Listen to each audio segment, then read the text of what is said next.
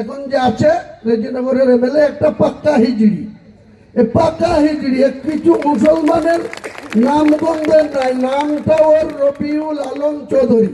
কালীগঞ্জে আবারও রাজনৈতিক উত্তাপ। কয়েক সপ্তাহ আগে পলাশীতে জনতা উন্নয়ন পার্টির কার্যালয় উদ্বোধনের পর শুক্রবার কালীগঞ্জের ফুলবাগান মোড়ে জনসভা করে শক্তি প্রদর্শন করেন দলের চেয়ারম্যান হুমায়ুন কবির। সভামঞ্চ থেকে প্রশাসন ও শাসক দলকে কড়া বার্তা দেন তিনি। সভা থেকে দলের নেতৃত্বের দাবি, সিপিএম এর 3 জন পঞ্চায়েত সদস্য এবং তৃণমূলের একজন বুথ সভাপতি তাদের দলে যোগ দিয়েছেন। সভা থেকে মুর্শিদাবাদের জনসভায় যোগ দেওয়ার আহ্বান জানানো হয়। তৃণমূলকে আক্রমণ করে হুমায়ুন কবির বলেন, একের পর এক বিধানসভা নির্বাচনে শাসক দলের মুসলিম বিধায়কের সংখ্যা কমছে, যা মুসলিম সমাজের ক্ষোভেরই প্রতিফলন। প্রথম 67 2011-তে, 2016-তে মমতা ব্যানার্জির তীক্ষ্ণ বুদ্ধি মুসলমানদের বিরুদ্ধে খাটিয়ে তাদেরকে মারামারি লাগিয়ে রেখে, কেসে ফাঁসি রেখে, দুধেল গায়ে বানিয়ে রেখে 57, তারপরে সে 44, তার ভিতরে নওশাদ আর বাইরনকে তো আবার কিনে নিয়েছে।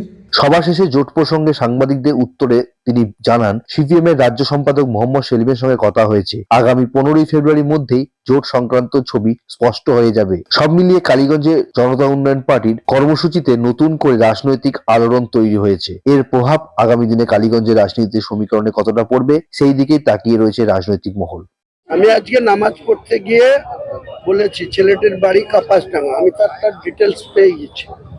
ও বাইরে থাকে, সম্ভবত বোম্বাইয়ে বা কেরলে কোনো জায়গায় কাজে থাকে, মাঝে মাঝে বাড়ি আসে। ওখান থেকেও আমাদের ব্যক্তিগত, আমাদের বিরুদ্ধে মির্জাপুরের কয়েকজন আছে যারা রবিউল আলম চৌধুরীর লোক, তারা আমাদের ব্যক্তিগত আমার নামে অনেক কুৎসা করে বলে। আমি কিন্তু এটা কিছু মনে করি, বলুক, রাজনীতি করতে গেলে সমালোচনা শুনতে হয়, কিছু মনে করিনি। কিন্তু গত 3 দিন আগে সে মদ খেয়ে এসে বাবরি মসজিদের ইটের ওপরে বসে বাবরি মসজিদ নিয়ে অনেক সমালোচনা, অনেক সোশ্যাল মিডিয়ায় সে কথা বলেছে। আমি আজকে তাদের বাড়িতে খবর দিয়েছি। আমি কিন্তু পুলিশের কাছে দ্বারস্থ হব না, কারণ পুলিশ তো এখানে তৃণমূলের কিনা গোলাম। তাকে অভিযোগ করব, তাকে ধরে নিয়ে আসবে, দিয়ে একটা বেলেবল সেকশন দিয়ে পরের দিন বেল করে দেবে। আমি বলেছি, আমি যে বেশি বাবরি মসজিদ বিরোধিতা করতে আসলে সে যেই করতে আসুক, তাকে আমি ফার্স্ট ওয়ার্নিং দেব, সেকেন্ড ওয়ার্নিং দেব, থার্ড বেলায় তাকে তুলে নিয়ে এসে মাটিতে পুঁতে দেব, একদম কবর কথাবার্তা জানতে পারবেন না। 15 ফেব্রুয়ারির পরে জানতে পারবেন। আমরা রাজনীতি করি, আমরা একটা নতুন ভাবে রাজনৈতিক দল পশ্চিমবাংলার মানুষের কাছে এনেছি।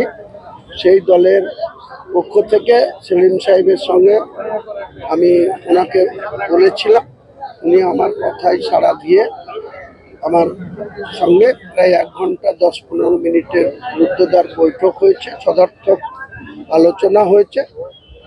রেজাল্ট কি হবে আগামী দিনে, তার ফলপ্রসূ কি রেজাল্ট আসবে, সেটা 15 ফেব্রুয়ারির মধ্যে জানবো। এদের তো সব ওই রচনা বলেন, কীর্তি আজাদ বলেন, শত্রুঘ্না সিনহা বলেন, আসানসোলের এই যে বহরমপুরের খেলোয়াড় ইউসুফ পাঠান বলেন, এরা তো পরিযায়ী শ্রমিক। এরা মমতা ব্যানার্জির লোগো নিয়ে জিতেছে। এরা বাংলার মানুষের জন্য একবারে বাঙালি বাঙালি করে মমতার অভিষেক, একবারে বাঙালিদের একবারে অন্তঃপ্রাণ।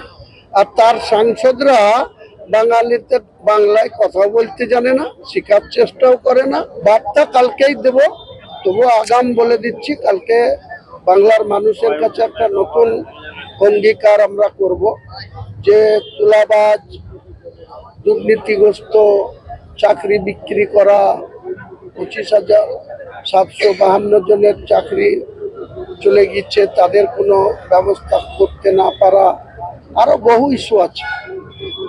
তো সেই সব ইস্যু নিয়ে যাতে আগামী দিনে যে নির্বাচন আসবে, সেই নির্বাচনে যাতে বাংলার মানুষ এই দুর্নীতিগ্রস্ত সরকার ক্ষমতাচ্যুত করে বা আমাদেরকে একটা সুযোগ দেয়।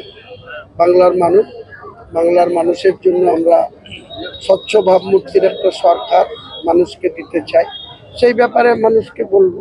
ওর বাবা না ঠাকুরদা কে হয় নরেন্দ্র মোদী, তা সে তো দিল্লিতে বসে আছে, সে কটা মুঘলদের নাম মুছতে পেরেছে। জান তো দিল্লিতে যত রোডে ঘুরবেন হুমায়ুনের নামে রাস্তা, শাহজাহানের নামে রাস্তা, সমস্ত মুঘল সম্রাটদের নামে, জাহাঙ্গীরের নামে রাস্তা।